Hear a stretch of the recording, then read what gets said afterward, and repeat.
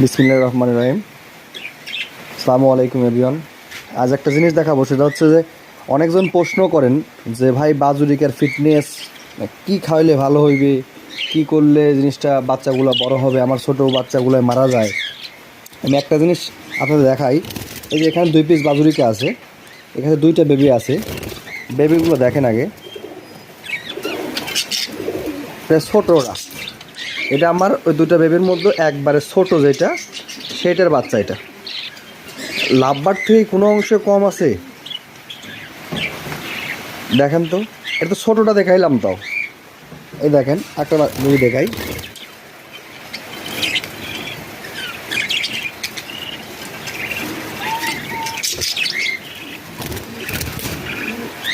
এটা আমার বাজুরিকার বেবি। ফিটনেসটা দেখেন, ওর বাবা মার